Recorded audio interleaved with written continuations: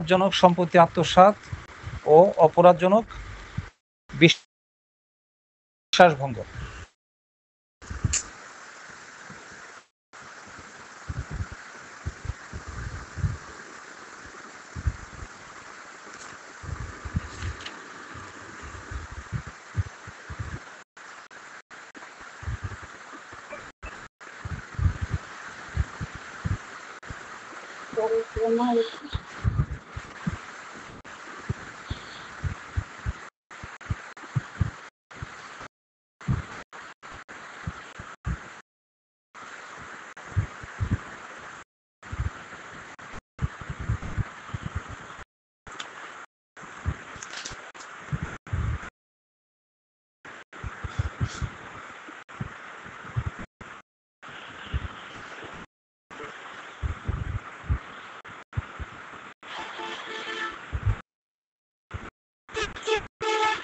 এই দুটি অপরাধ এমসিকিউ এবং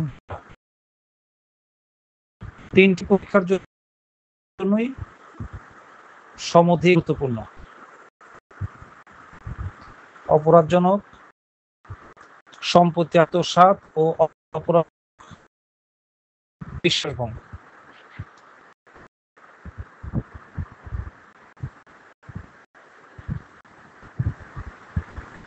এই দুটো অপরাধ থেকে কি পড়তে হবে? দুটি সংজ্ঞা পড়বেন, তাইলে লিখিত ভাইভা পর্যন্ত কভার হবে। ভাইভাতেও কিন্তু সংজ্ঞা জিজ্ঞাসা করে, তাহলে দুটি সংজ্ঞা,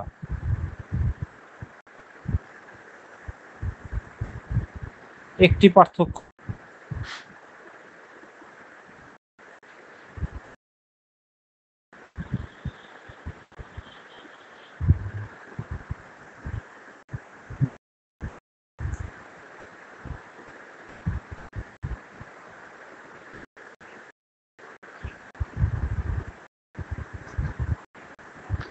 আপনাদের গ্রুপে পাঠিয়ে দিয়েছি যে এই আজকের অধ্যায় থেকে অপরাধজনক সম্পত্তি আত্মসাৎ ও অপরাধজনক বিশ্বাসভঙ্গ,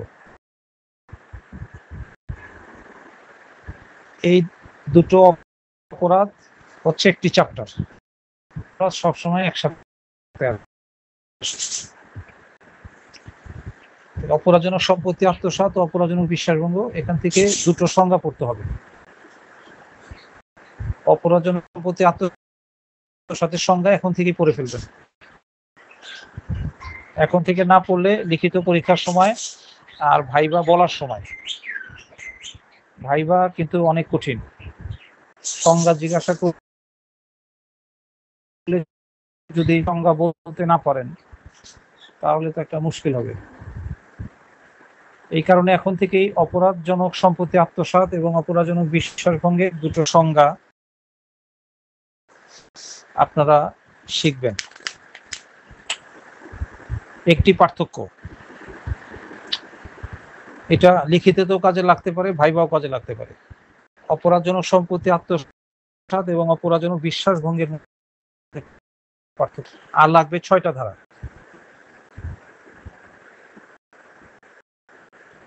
তাহলে কোন দুটো সংজ্ঞা লাগবে? আজকের আলোচনার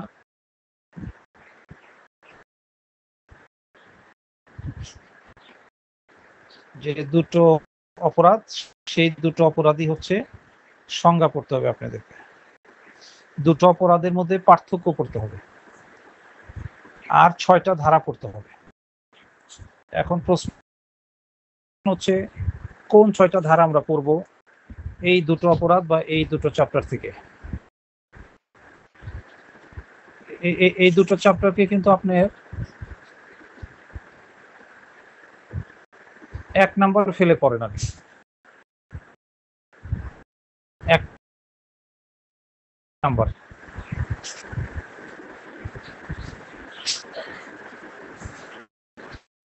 এইভাবে যদি আমরা 30টা এরকম 1 2 করে 30টা সংখ্যা আমরা নিতে পারি, এবং 30টা সংখ্যায় যদি আমাদের বেশ কিছু অপরাধ সম্পর্কে আমরা ডিটেলস ধারণা রাখি, তাহলে দণ্ডবিধিটা সহজ হয়ে যাবে। এবং দণ্ডবিধিতে কিন্তু অনেক নাম্বার, কিউ 20 নাম্বার, লিখিততে 15 নাম্বার, আর ভাইবাটা হচ্ছে অনির্দিষ্ট। দণ্ডবিধি থেকে সবগুলি প্রশ্ন করতে পারে, আবার একটা প্রশ্ন নাও করতে পারে।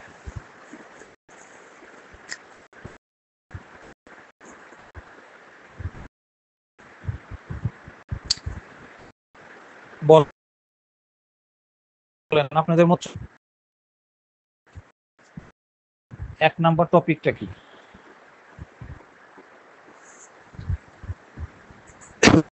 অপরাধজনক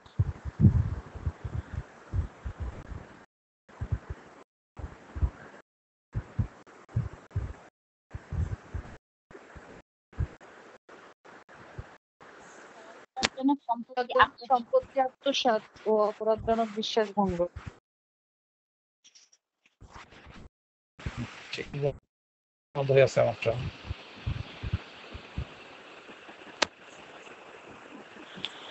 এখান থেকে কি পড়তে হবে আমার বলেন, একদম ভাইবা পর্যন্ত? দুটো সংজ্ঞা, একটি পার্থক্য।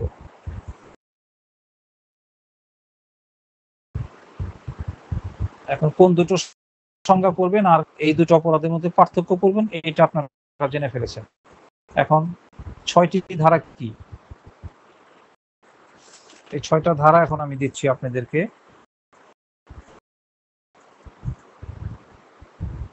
ধারা 403,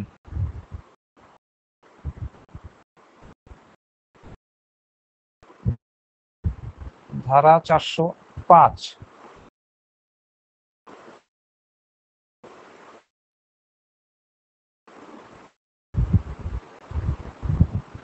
ধারা 406,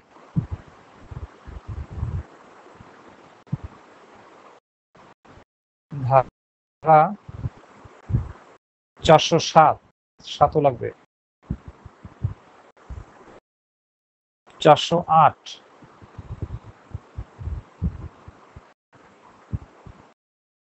409,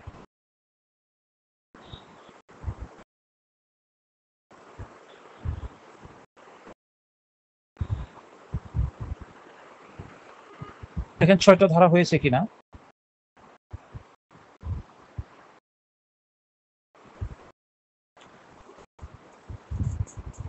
দণ্ডবিধিতে মোট কতটি ধারা আছে? 511টা। তার মধ্যে আপনাদেরকে 160টা ধারা পড়তে হবে। 160, 160টা ধারা পড়তে। তার মধ্যে আজকেই দেখেন 5টা ধারা, 6টা ধারা এখানে আছে। তার মানে আর 154টা ধারা পড়লেই হবে।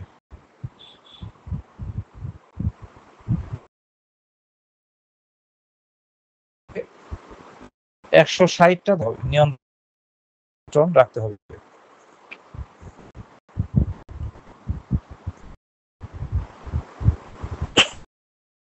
এখন 406, 407, 408, 409 এই সবগুলি ধারার মধ্যে কোন ধারায় কি আছে, হ্যাঁ, এটা কিন্তু আপনাকে জানতে হবে যে আমাদের কোন ধারায় কি আছে।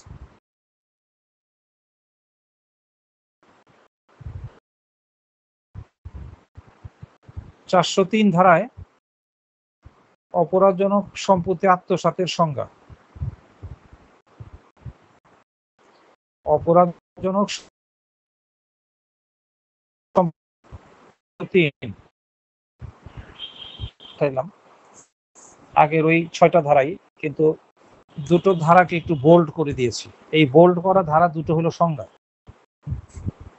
এইভাবে আমরা বুঝি আর কি।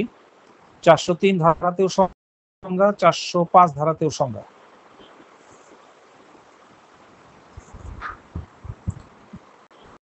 403 ধারা হচ্ছে অপরাধজনক, আর 405 হচ্ছে অপরাধজনক বিশ্বাসভঙ্গের সময়।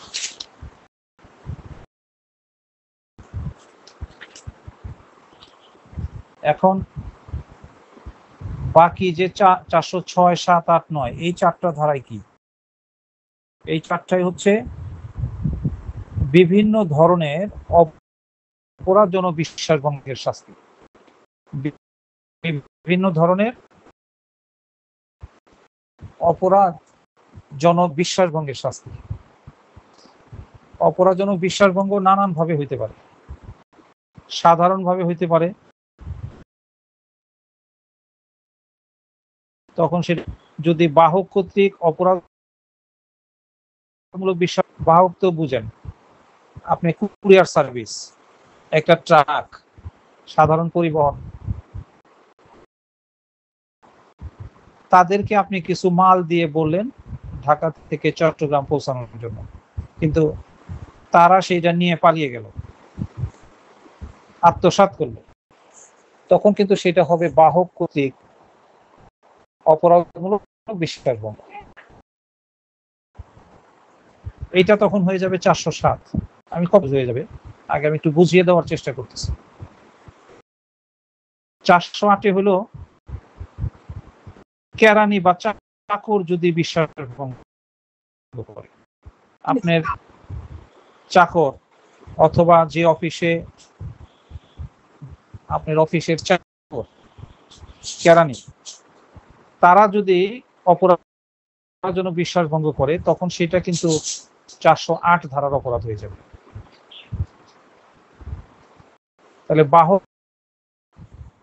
বাহক কর্তৃক অপরাধমূলক বিশ্বাসভঙ্গের শাস্তি হলো 407 ধারায়। এই ধারাগুলো কিন্তু পৃথক পৃথক ভাবে মনে রাখতে হবে, এবং কালকে সারাদিন শুধু আপনারা এইটাই পড়বেন।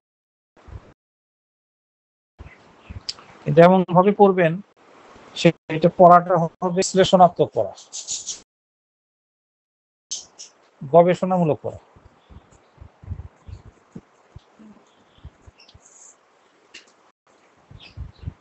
তাহলে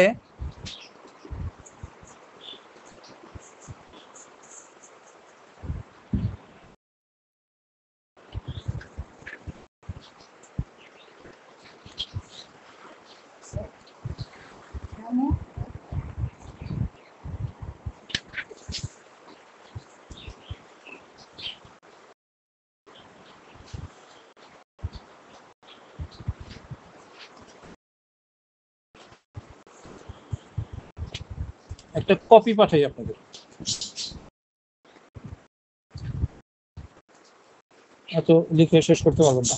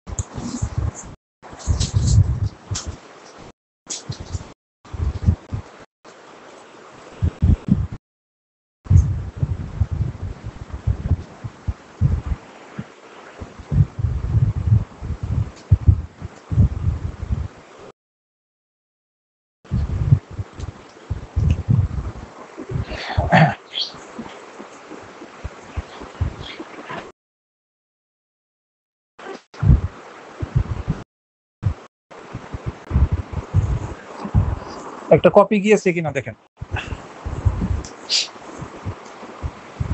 তো আমি একটা লালবাগ, বলেন একটা কপি পেয়েছেন কিনা।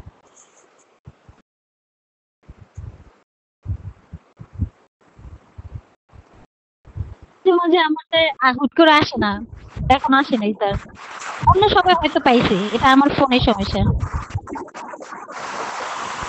অন্যরা পেয়েছেন কিনা দেখেন। এসেছে স্যার। জি, অন্যের আমার তো আসবে, কয়েক মিনিট পর আসবে আর কি।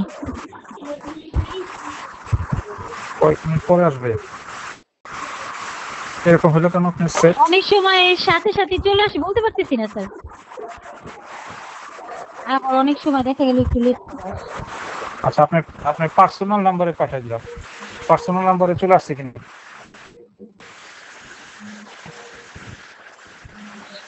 শুধু আপনার মোবাইল নাম্বারে দেবেন। এখন তো আসার কথা। গ্রুপে দেওয়া আছে জি তানিয়া স্যার আসছে আক্তার। স্যার। জি স্যার আসছে, এখন আসছে। এটা তো গ্রুপে আসছে কিনা? জি স্যার গ্রুপে আসছে, কিন্তু এখানে আসছে। আচ্ছা, তাহলে দয়া করে ওইটা দেখে পড়েন আর কি, আপনাদের তো আপনি আমার পড়াটা বুঝতে পারবেন না। আচ্ছা, জি এই স্যার। যে এখানে দেখেন 403, এখানে এখানে কিন্তু 5টা দেওয়া আছে, শুধু নাই কোনটা বলেন তো? নাই কোনটা? 405 405। স্যার। 405 নাই এই কারণে যে এখানে একটা পাঠিয়েছি আমাদের এই মুহূর্তে পড়ানোর সাথে, এখানে সবগুলা হলো শাস্তির ধারা। দণ্ডবিধিতে বেশ কয়েকটা ধারা আছে, যে ধারাতে সংজ্ঞাও আছে, শাস্তিও আছে। এই কতিপয় কয়েকটা বিচ্ছিন্ন ধারা ছাড়া আর বেশিরভাগ ক্ষেত্রেই কিন্তু অপরাধের জন্য সংজ্ঞার জন্য একটা ধারা, শাস্তির জন্য আরেকটা ধারা। যেমন চুরির সংজ্ঞা 378, শাস্তি 379। ডাকাতির সংজ্ঞা 391, শাস্তি 95। কিন্তু এই আইনে বেশ কিছু অপরাধ আছে যেগুলির সংজ্ঞা একই ধারায়, শাস্তিও একই ধারায়। যেমন ঘুষ গ্রহণ বা ঘুষ খাওয়া, এটা একটা অপরাধ 161 ধারা। এই 161 ধারা, এখানে কিন্তু ঘুষ বা পারিতোষিক গ্রহণের সংজ্ঞা আছে, শাস্তি আছে এই ধারায়। কাজেই একসময় আবার ওই একটু পড়াশোনা করতে হবে যে দণ্ডবিধির এমন কমন কোন ধারাগুলি আছে যেগুলির ভিতরে সংজ্ঞা এবং শাস্তি একসাথে আছে একটা ধারা। যে 5টা ধারা আমরা নিয়ে এসেছি আজকে, এই 5টা সংজ্ঞা 405-405-এ কিন্তু কোনো শাস্তি নেই। এই জন্য ওই 405 ধারাটাকে এই তালিকায় অন্তর্ভুক্ত করা হয়নি। 403 ধারার যে অপরাধ, সেই অপরাধটার নাম কি? অসাধু সম্পত্তি আত্মসাৎ, এটার শাস্তি। 406 হল অপরাধমূলক বিশ্বাসভঙ্গের। শুধু প্রশ্ন আসে, মূলক বিশ্বাসভঙ্গের শাস্তি কি? অপরাধমূলক বিশ্বাসভঙ্গের শাস্তি কত ধারায়? তাহলে বলবেন 406। কিন্তু যদি অপরাধমূলক বিশ্বাসভঙ্গের শাস্তির আগে বাহক কর্তৃক বাজায়, এই যে 407টা একটু খেয়াল করেন, অপরাধমূলক বিশ্বাসভঙ্গের শাস্তি তার আগে বাহক কর্তৃক, বাই ক্যারিয়ার, এই কথাটা আছে না নাই? যে বাই ক্যারিয়ার বা বাহক কর্তৃক অপরাধমূলক বিশ্বাসভঙ্গের শাস্তি কত ধারায়, এটা যদি প্রশ্ন করে এমসিকিউ, তাহলে কিন্তু আপনাকে তখন 406 বললে হবে না, তখন বলতে হবে এইটার শাস্তি হলো 407। আবার যদি বাহক কর্তৃক বাদ দিয়ে এখানে বলে কেরানি বা চাকর কর্তৃক, তখন সেটা কত ধারা কভার করবে? তখন কিন্তু 406-7 কোনোটাই কভার করবে না। তখন মামলাটা হবে, চার্জ গঠন হবে 408 ধারায়। আবার যদি সরকারি কর্মচারী বা ব্যাংকের বণিক, 409 হলো সরকারি কর্মচারী কর্তৃক, কর্মচারী বণিক, সেটা কর্তৃক যদি ভঙ্গ হয়, তাহলে সেটা কিন্তু হবে 409। এখন ভাইভাতে গেলেও কিন্তু আপনাকে অনেক সময় প্রশ্ন করবে, আমি জানি, তবে ধরনের প্রশ্ন হতে পারে, আলোচনা করে দিতে পারি। অনেক সময় বোর্ডে প্রশ্ন যে দণ্ডবিধি 1807 ধারার পার্থক্য কি, তখন কি বলবেন? কি বলবেন বলেন? 407 ধারার সাথে 408 ধারার পার্থক্য কি? তখন আপনাকে বলতে হবে যে এই 407 এবং 408 এই দুটো ধারা অপরাধমূলক বিশ্বাসভঙ্গের শাস্তির কথা বা শাস্তির বিধান রয়েছে। তবে পার্থক্য হচ্ছে যে 407 হচ্ছে অপরাধমূলক বিশ্বাসভঙ্গের শাস্তি বিধান রয়েছে নয়, সেইখানে রয়েছে কেরানি বা চাকর কর্তৃক অপরাধমূলক বিশ্বাসভঙ্গের শাস্তি। কথাটা কি বোঝাতে পেরেছি কিনা আপনাদের? দেখেন,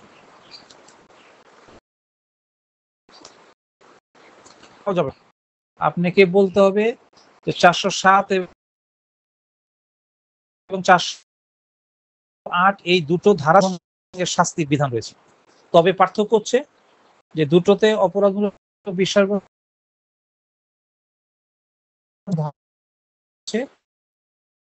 407 হচ্ছে বাহক কর্তৃক অপরাধমূলক বিশ্বাসভঙ্গের বিধান, আর পক্ষান্তরে চাকর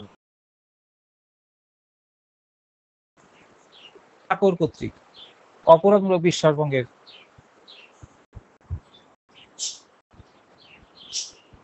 শাস্তি। এরকম যদি আপনাদের বলার জন্য একটা সুযোগ দিচ্ছি আপনাদেরকে, 408 ধারার সাথে 409 ধারার পার্থক্য কি দণ্ডবিধি, তখন কি বলবেন বলেন? যে কোনো একজন বলেন 408 ধারার সাথে 409 ধারার পার্থক্য কি? এটা আপনাকে যে কোনো একটা জায়গায় প্রশ্ন করবেন, তখন কি বলবেন? একটা হচ্ছে কেরানি বা চাকর কর্তৃক, আর একটা হচ্ছে সরকারি কর্মচারী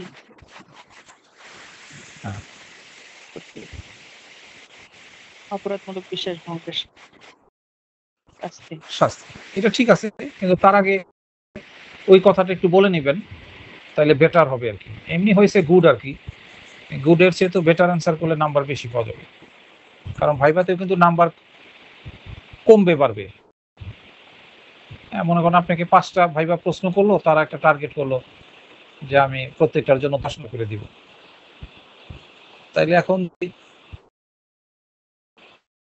উত্তর একদম পরিপূর্ণ দিতে পারেন তাহলে আপনাকে 10-এ 10ই দিবে, আর যদি কিছু কথা বাদ দিয়ে অ্যান্সার করেন তাহলে সেই অনুপাতে 7, 8, 2 এরকম নাম্বার পেতে থাকবে।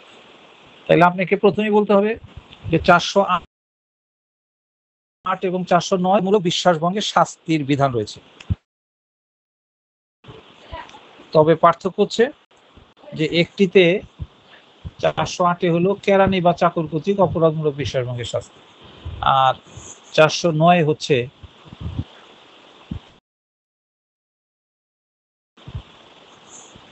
তাহলে এখানে দেখেন, এখানে কিন্তু একটা মিল আছে।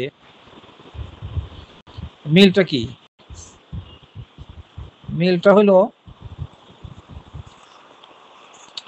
406 ধারা অপরাধমূলক বিশ্বাসভঙ্গের শাস্তি রয়েছে, কখনো পেঁচ লাগবে না, পেঁচ লাগবে ওই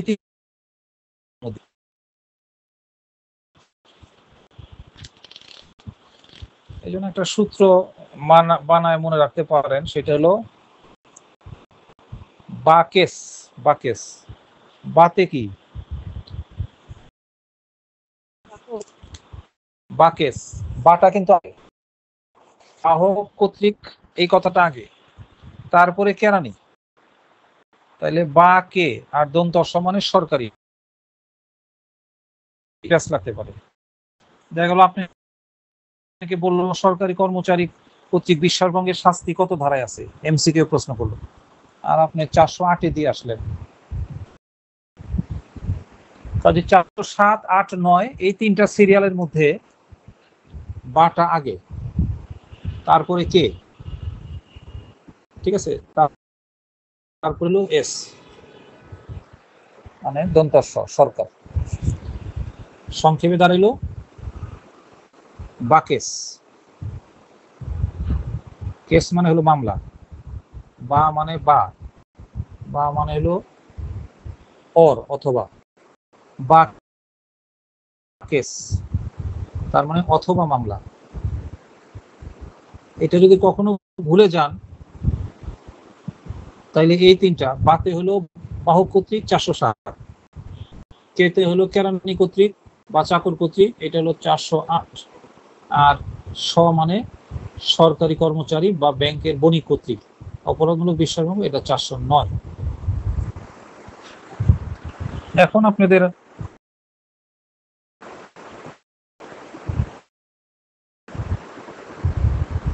প্রশ্ন করি,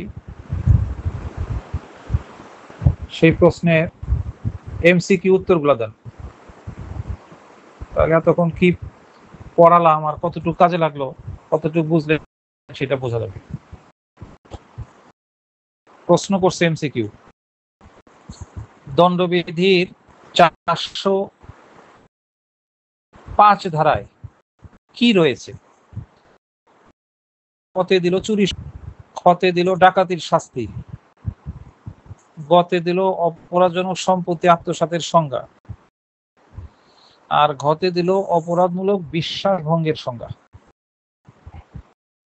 তাহলে কোনটা হবে? অপরাধমূলক বিশ্বাসভঙ্গ। 405-এ বিশ্বাস ভঙ্গের সংজ্ঞা। আবার আসতে পারে দণ্ডবিধি 1860-এর 407 ধারায় কি রয়েছে? 407 ধারায় কি রয়েছে? কি রয়েছে বলেন? এমসিকিউ তো বলার দরকার নেই, এমসিকিউ তো সাধারণ বিষয়। 407 ধারায় কি রয়েছে বলেন? বাহক কর্তৃক অপরাধজনক বিশ্বাসভঙ্গের শাস্তি। 403 ধারায় কি আছে? কোন ধারায় কি আছে এটাই কিন্তু প্রাথমিক শিক্ষা আর কি।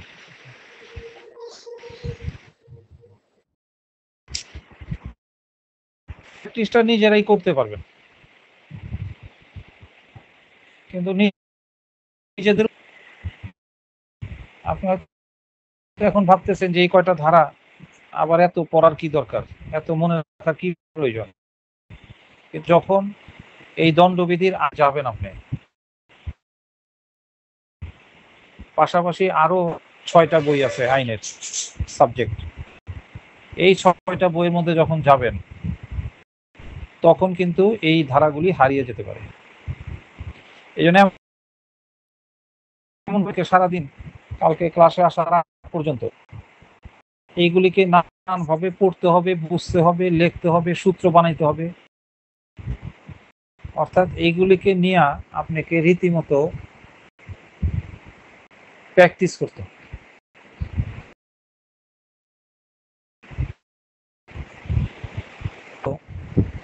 বিগত দিনে যারা খুব সহজে পাশ করেছে অ্যাডভোকেটশিপ, তারা কিন্তু একা একা না,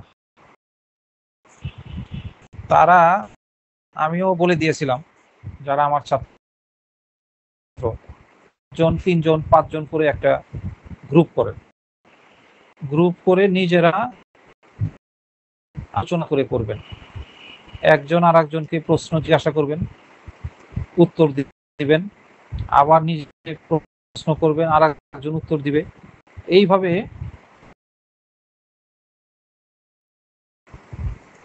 অ্যাডভোকেট হয়ে যাওয়ার পরে আর বন্ধুত্বের সম্পর্ক না রাখলেও চলবে।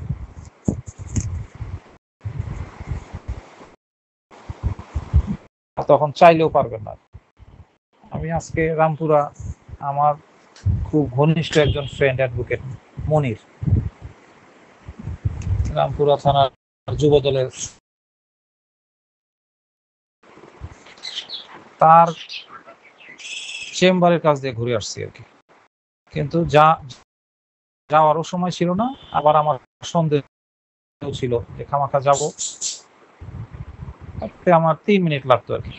3 মিনিটের রাস্তার যে ঘনিষ্ঠ বন্ধু, যার সাথে একসময় সারাদিন আড্ডা দিতাম, সারাদিন পড়াশোনা করতাম, আমরা একসাথে অ্যাডভোকেট।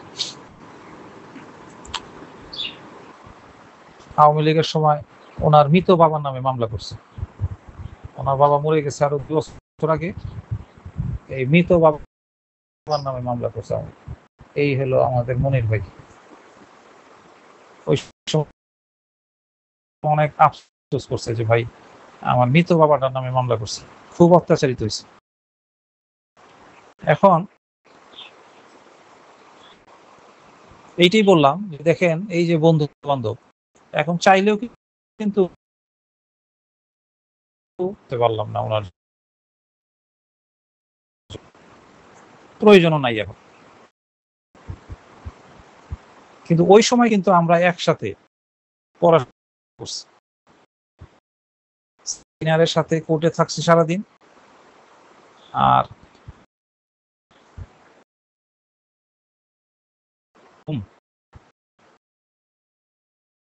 সিনিয়র এক সিনিয়রের কাছে চেয়ে নিয়েছি।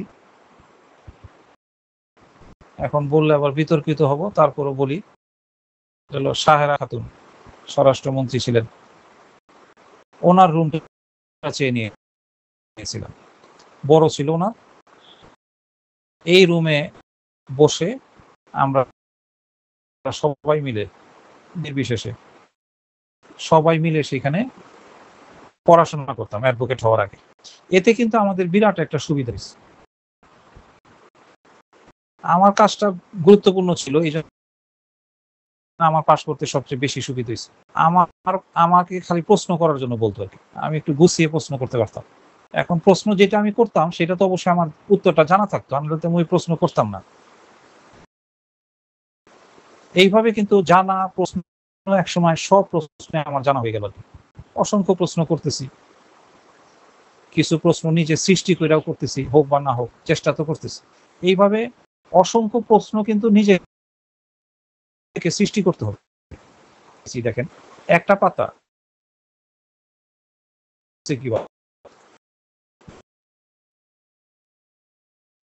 গবেষণাকে 1000 MCQ গবেষণা করলে, আইনের চশমা পড়লে তখন ক্লিয়ার দেখতে পারবেন যে স্যার যে বলতেছে 1000 MCQ আছে এইটুকের মধ্যে, এই 1000টাই হবে। আর একটা ধরনের প্রশ্ন দেখেন, তাহলে আমাদের কোন ধারাইতে, এইটা কিন্তু এতক্ষণে আর ক্লিয়ার করে ফেলছি। একটু আমার সাথে বুঝে পড়েন, বুঝে পড়লে যেটা হবে যে অগ্রসর হইতে আপনাদেরই সুবিধা হবে। অন্য বিষয় নিলাম কিন্তু এরকম একটা ছক দিয়ে দিলাম, ধরেন এরপরে যদি আমরা একটা ছক দেই, সেই ছকটা কিসের ছক? সেই ছকটা হলো চুরি, দস্যুতা, চুরি, বলপূর্বক আদায়, দস্যুতা ও ডাকাতি। অপরাধজনক সম্পত্তি আত্মসাৎ আর অপরাধজনক বিশ্বাসভঙ্গ, এই দুটো অপরাধকে একসাথে চিন্তা করবেন। কেন বলেন তো? কারণ এই দুটো হলো গ্যাস্ট্রিক আর আলসারের মতন কাছাকাছি। গ্যাস্ট্রিক আর আলসারের সিমটম কিন্তু কাছাকাছি, ভালো ডাক্তার না হইলে ধরতে পারবে না, সূক্ষ্ম বিচারে ধরতে হবে এইটা গ্যাস্ট্রিক না আলসার। এখন অপরাধজনক সম্পত্তি আত্মসাৎ আর অপরাধজনক বিশ্বাসভঙ্গ, এই দুইটা একদম কাছাকাছি। কাছাকাছি কিভাবে আমি একটু বলেও দিই আপনাদের। এখানে বলতেছে যে বিশ্বাসের দায়িত্বপ্রাপ্ত হয়ে যদি কেউ অপরাধজনক সম্পত্তি আত্মসাৎ করে, তবে তাকে অপরাধজনক বিশ্বাসভঙ্গ বলে। আত্মসাৎ কথাটা আসতেছে, অপরাধজনক সম্পত্তি আত্মসাৎ করলেন, সেটা যদি বিশ্বাসের বশবর্তী হয়ে করেন তাইলে সেটা, তাহলে অপরাধ বিশ্বাসভঙ্গের কিন্তু দুইটা উপাদান। একটা উপাদান হলো অপরাধজনক বিশ্বাসভঙ্গ হইতে গেলে অবশ্যই একটা অপরাধজনক সম্পত্তি আত্মসাৎ থাকবে, আর সেই বিশ্বাসের দায়িত্ব পাওয়ার পরে। উদাহরণ দিয়ে বুঝাই তাইলে সহজে বুঝতে পারবেন। ধরেন আপনি কলেজে একটা মোবাইল কুড়িয়ে পাইলেন, আপনাদের কলেজে বা আমার একাডেমিতে আপনি একটা মোবাইল কুড়িয়ে পেয়েছেন। কুড়িয়ে পাওয়ার মোবাইলটা লিটন স্যারের, এই মোবাইলটা লিটন স্যারের, এটা নিশ্চিত হয়েছে। কিন্তু এটা জানা সত্ত্বেও আপনি চিন্তা করলেন যে আমি এইটা লিটন স্যারকে দিব না, এটা আমি নিজে ব্যবহার করব। এইটাই কিন্তু তখন হয়ে গেল অপরাধজনক সম্পত্তি আত্মসাৎ। অসৎ উদ্দেশ্যে কোনো সম্পত্তি নিজে ব্যবহার করা, এটাই হলো অপরাধজনক সম্পত্তি আত্মসাৎ। অসৎ উদ্দেশ্যে অন্যের সম্পত্তি নিজে ব্যবহার করা, বেসিকটা বললাম আর কি, এটা হলো অপরাধজনক সম্পত্তি আত্মসাৎ। এখন একটু খেয়াল করে দেখেন, এই উদাহরণে কিন্তু আপনি আমার বিশ্বাসী কেউ ছিলেন না, এটা কিন্তু বিশ্বাস ভঙ্গ আপনি করেন, কিন্তু এটা কিন্তু বিশ্বাস ভঙ্গ হয়নি। এই আত্মসাৎ থাকবে, আবার বিশ্বাস ভঙ্গ থাকবে। এখন এরকম একটা উদাহরণ দিই, সেটা আমি আমার নিজের গাড়িটা চালানোর জন্য আপনাকে দায়িত্ব দিয়েছি, আপনি ড্রাইভার, তাহলে আমি গাড়িটা বিশ্বাস করে তো আপনাকে চালাইতে দিছি।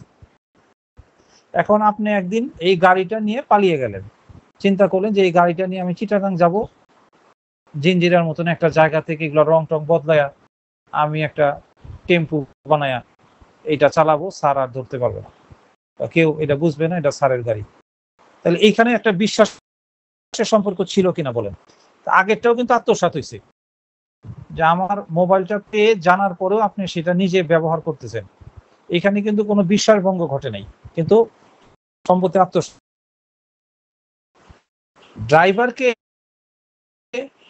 ড্রাইভার যে আত্মসাৎটা করলো, এটা কোন আত্মসাৎ? এই আত্মসাৎ করার আগে সে কি বিশ্বাসের দায়িত্বপ্রাপ্ত হয়েছিল কিনা বলেন? বিশ্বাসের দায়িত্বপ্রাপ্ত হয়েছিল কিনা? জি স্যার। তাহলে কি বোঝা গেল? অপরাধজনক সম্পত্তি আত্মসাৎ থেকেই কিন্তু অপরাধজনক বিশ্বাসভঙ্গের সৃষ্টি হয়। তবে সূত্রটা কি? সূত্রটা হচ্ছে যোগ বিশ্বাসের দায়িত্বপ্রাপ্ত হওয়া ইকুয়াল টু এই ক্রিমিনাল ব্রিচ অফ ট্রাস্ট, অপরাধজনক বিশ্বাসভঙ্গ। এরকম এই প্লাস দিয়ে কিন্তু আপনাকে এক সময় শিখতে হবে যে অপরাধজনক সম্পত্তি আত্মসাৎ যোগ বিশ্বাসের দায়িত্বপ্রাপ্ত হওয়া সমান সমান কি বলেন? সমান সমান কোন অপরাধটা সংগঠন হবে? যেমন দস্যুতা যোগ 5 বা ততোধিক ব্যক্তি সমান সমান কি? ডাকাতি। দস্যুতা যদি 5 বা ততোধিক ব্যক্তি মিলে যদি দস্যুতা করে, তখন সেটা হয়ে যায় ডাকাতি। চুরির মধ্যে যদি বল প্রয়োগ থাকে, হিংস্রতা থাকে, তখন চুরিটা হয়ে যায় দস্যুতা। আর ওই দস্যুটা যদি 5 বা ততোধিক ব্যক্তি করে, তাহলে সেটা হয়ে যাবে ডাকাতি। তাহলে একটা থেকে তো আরেকটা সৃষ্টি হচ্ছে, এই জন্য চুরি, বলপূর্বক আদায় মানে ছিনতাই, দস্যুতা, ডাকাতি, এই চারটা হলে একদম কাছাকাছি। এই জন্য এই চারটা আবার একসাথে আজকের মতন একটা ছক করে আগামী ক্লাসে আমরা পড়বো ইনশাআল্লাহ। কিন্তু তার আগে এই ছকের 5টা অপরাধের শাস্তির কথা এখানে বলা আছে। কোন অপরাধটার কি শাস্তি এটা দেখেন, আমি 3য় কলামে দিয়ে দিয়েছি। বলেন 403 ধারার শাস্তি কি? অসাধু সম্পত্তি আত্মসাৎ মানে অপরাধজনক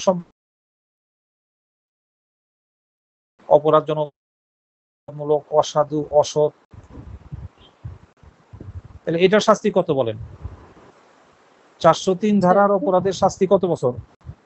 2 বছর পর্যন্ত কারাদণ্ড বা অর্থদণ্ড বা উভয় বিদদণ্ড।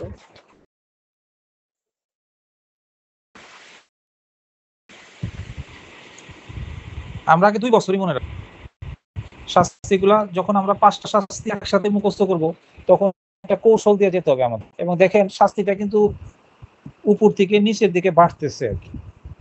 2, 3, 7, 7, 10, 2, 3, 7, 7, 10, এটা মনে রাখেন। 2, 3, 7, 7, 10।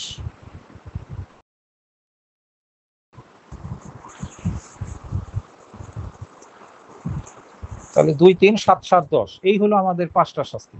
কখনো যদি ভুলে যান তাহলে 2, 3, 7, 7, 10 এটা মনে করলেও বের হবে আর কি। 5টা ধারা তো 403, 406, 407, 408, 400 এই 5টা ধারার শাস্তিটা হচ্ছে 2, 3, 7, 7, 10।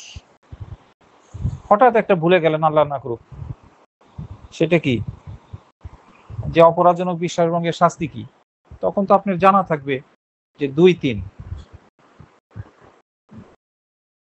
মানে দ্বিতীয় সংখ্যাটাই তো হলো 3, আর ওইদিকে সংখ্যাটা আসবে 403 আর 406। 403-এর পরেই কিন্তু শাস্তির ধারা 406।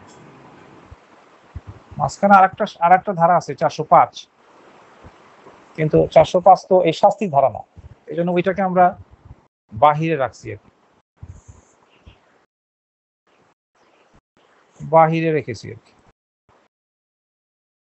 কিছু কিছু সময় অনেকটাই বাহিরে রাখতে হবে। আপনি একটা মিটিং করবেন, প্রিন্সিপাল স্যারদেরকে নিয়ে মিটিং করবেন, ওই সময় মনের ভুলে চায়ের জন্য একটা পিয়নকেও ঢোকার অনুমতি দিবেন না, যে একটু চা দিয়ে যাও, কারণ সে তো তার কাণ্ডা, কিন্তু সে বাহিরে গিয়ে কি করবে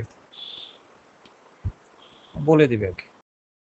তখন মিটিং এর যদি কোনো গোপনীয়তা থাকে তাহলে সেটা প্রকাশ হয়ে যাবে। এই জন্য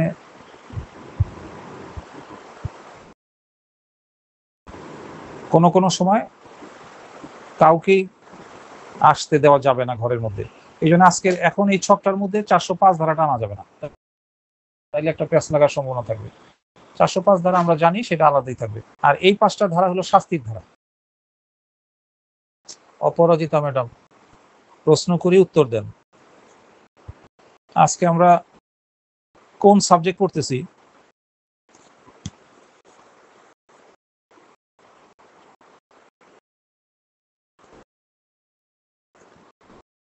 কোন সাবজেক্ট? দণ্ডবিধি। সাল কোথায়? দণ্ডবিধি শুধু বললে কিন্তু হবে না। 1860। দণ্ডবিধি 1860, এই সালটা অবশ্যই বলতে হবে। শুধু যদি দণ্ডবিধি বলেন তাহলে সেটা কোন দেশের দণ্ডবিধি এটা নিয়ে একটা অনিশ্চয়তা দেখা দিবে। পৃথিবীর দেশে দণ্ডবিধি আইন আছে, এক এক দেশের। যখন আমরা দণ্ডবিধি 1860, তখন স্পেসিফিকলি সে দেশে প্রচলিত দণ্ডবিধিকে বোঝানো হয়েছে, এইটাকে বোঝাবে আর কি। এই জন্য আজকে থেকে ভবিষ্যতে সাবজেক্টের নাম টেস্ট করি। তামাদি আইনের নামটা কিভাবে বলবেন?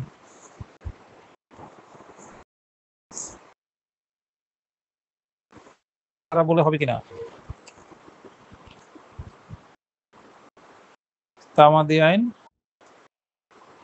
1908। 1908।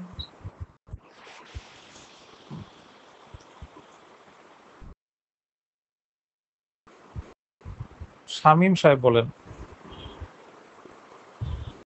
যে আমরা আজকে কোন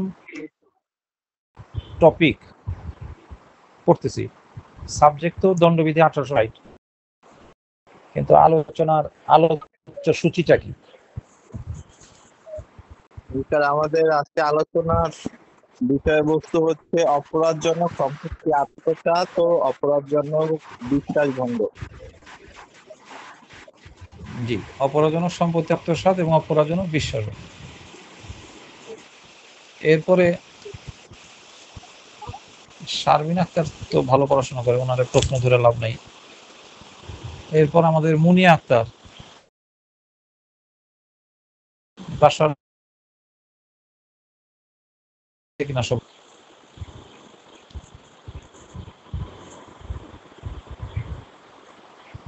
মোটামুটি আছে।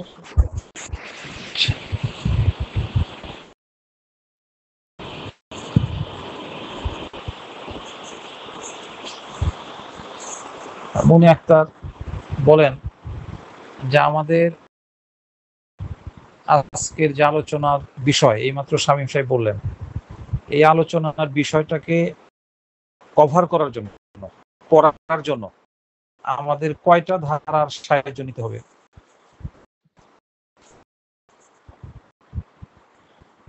কয়টা ধারা পড়তে হবে? 6টা। 6টা। আর এই আজকের আলোচ্য সূচি থেকে কয়টা সংজ্ঞা পড়তে হবে?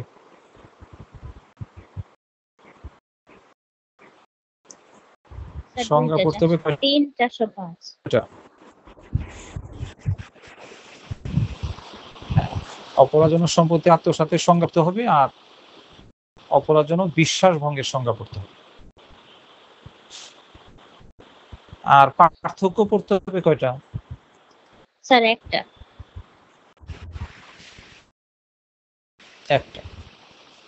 আজকের আলোচনার 2টা অপরাধের পার্থক্য, এটা পড়লেই হবে। এখন পার্থক্য যদি আসে, এখন কিন্তু যারা এই যে 28 তারিখে পরীক্ষা দিবে এরা কিন্তু পার্থক্য নিয়ে পাগল হয়েছে আর কি। বিভিন্ন সাবজেক্টে কিন্তু পার্থক্য আছে, দণ্ডবিধিতেও বেশ কিছু পার্থক্য আছে, একটা অপরাধের সাথে আর একটা অপরাধের পার্থক্য। এইগুলি কিন্তু তারা এখন নিয়ন্ত্রণে নিতে পারতেছে না, কিন্তু আমরা এখন থেকেই নিয়ন্ত্রণে নিয়ে নিব। যে আমরা এই যে আজকের যে ছকটা পড়েছি, এই ছকটা যদি খালি চোখে চোখে রাখি, চোখে চোখে যদি আমার জানা থাকে, তাহলে আমি এখান থেকে 4-5টা পার্থক্য লিখে ফেলতে পারবো। যেমন অপরাধজনক সম্পত্তি আত্মসাতের আর বিশ্বাসভঙ্গের মধ্যে প্রথমেই লিখবো সংজ্ঞার ধারাগত পার্থক্য। পয়েন্ট আকারে নোট রাখতে পারেন, সংজ্ঞার ধারাগত পার্থক্য। এটা আপনারা নিজেরাও জানেন যে দণ্ডবিধি 1860-এর 403 ধারায় অপরাধজনক সম্পত্তি আত্মসাতের সংজ্ঞা প্রদান করা হয়েছে। পক্ষান্তরে দণ্ডবিধি 1860-এর 405 ধারায় অপরাধজনক বিশ্বাসভঙ্গের সংজ্ঞা প্রদান করা হয়েছে। তাহলে এই সংজ্ঞার ধারাগত একটা পার্থক্য আছে না নাই? এবং এইটাকে আজকের ক্লাস থেকে শেখা হয়েছে কিনা? শুধু যে ভাষাটা বলে দিলাম এই ভাষাটা একটু আয়ত্তে নিতে থাকেন, এবং এই পার্থক্যটা কিন্তু সব পার্থক্যের মধ্যেই পড়বে। আপনি ডাকাতি পার্থক্য, তাইলে আপনি একই কথা বলবেন যে চুরির সংজ্ঞা দণ্ডবিধি 1860-এর 378 ধারায় প্রদান করা হয়েছে, পক্ষান্তরে ডাকাতির সংজ্ঞা 391 ধারায় প্রদান করা হয়েছে। তাহলে সংজ্ঞার ধারাগত পার্থক্য হয়ে গেল। 2 নম্বর বলবেন সংজ্ঞাগত পার্থক্য। আমি এই মুহূর্তে 5টা পয়েন্ট বলে দিচ্ছি।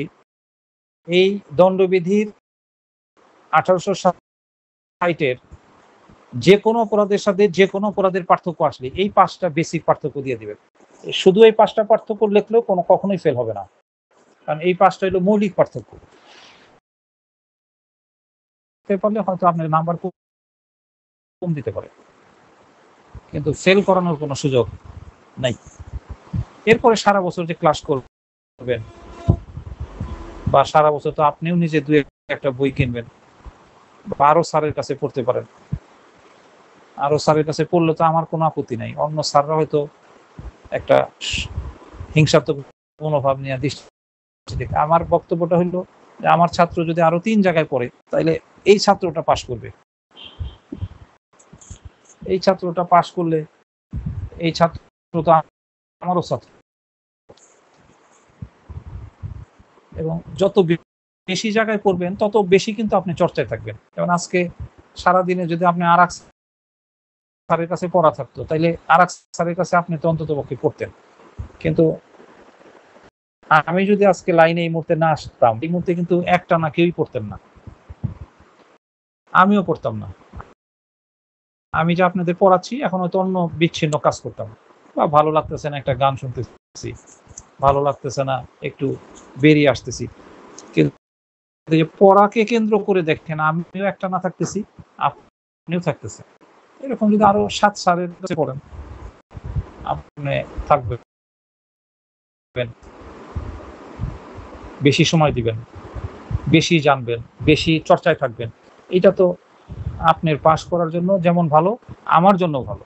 কারণ আমার একটা ছাত্র ফেল করলে তো বদনাম হয়, পাস করলে সুনাম হয়। অন্য স্যারের কাছে পড়ে পাস করলে এটা তো আর আমি বলবো না, আমি বলবো যে আমার ছাত্র পাস করছে, আমার কাছে পড়েই পাস করছে। তাহলে এখন যে বিষয়টা মাথায় রাখতে হবে সেটা হলো যে আমাদের এখন থেকেই অন্ততপক্ষে এই বিষয়গুলোকে নিয়ন্ত্রণে নিতে হবে, যে আমরা পার্থক্য আসলে একটা সংজ্ঞার ধারাগত লিখবো, একটা সংজ্ঞাগত পার্থক্য লিখবো। 3 নাম্বার লিখবো কি? 3 নাম্বার লিখবো শাস্তির ধারাগত পার্থক্য।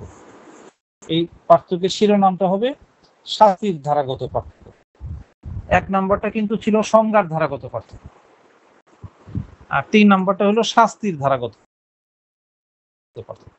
এইগুলা কিন্তু আমি গবেষণা করে বলছি, এগুলো আবার অন্য স্যারের কাছে পাবেন না। অন্য স্যাররা বইয়ের ভাষা দিবে, এটা মুখস্থ করতে আপনি সারাদিন লাগবে। সারাদিনে আপনি একটা পার্থক্য মুখস্থ করতে পারবেন। আর আমার মতন সূত্র দিয়ে যদি মুখস্থ করেন তাহলে একদিনে আপনি এই জায়গায় আমাদেরকে একটু সময়টাকে সাশ্রয় করে দিতে পারবেন। তাহলে সংজ্ঞার ধারাগত পার্থক্য তো নিজেরাও জানেন। অপরাধজনক সম্পত্তি আত্মসাতের শাস্তি কোথায় আছে বলুন তো? অপরাজিতা ম্যাডাম, আবার আপনাকে অপশন দিলাম। এবার ভুল হইলে আপনাকে আমার কাছে পাঠিয়েছে আমার এক প্রিয় ছাত্র সাহেব, ওনার কাছে বিচার দিতে বাধ্য হব যে আপনার পাঠানো স্টুডেন্ট পড়া উত্তর দিতে পারে না। শুধু আমার কাছে আসলেই কিন্তু হবে না, আমি যে প্রশ্নটা করতেছি এগুলি সঠিক উত্তর দেওয়াটা শিখতে হবে।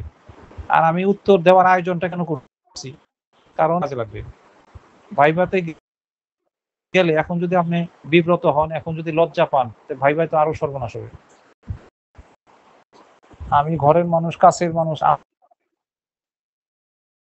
বিচারপতির সামনে যখন যাবেন, অ্যাটর্নি জেনারেল যখন আপনার প্রশ্ন করবে তখন কি হবে? এই জন্য প্রশ্ন যাকে করি সে গুছিয়ে উত্তর দেওয়া শিখবেন। আর যদি উত্তর দিতে না পারেন, কেন পারলেন না, সেই ব্যর্থতাটাকে অতিক্রম করতে হবে। তাহলে বাসায় প্র্যাকটিস করতে হবে যে স্যার তো এই প্রশ্নটা করছিল, আমি তো বলতে পারিনি, এখন দেখি বাসায় প্র্যাকটিস করি বলতে পারি কিনা। এইভাবে করতে করতে আপনি দেখবেন এক সময়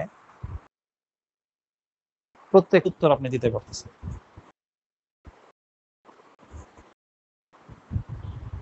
যাই হোক, এখন সংজ্ঞার ধারাগত একটা পার্থক্য লিখবেন।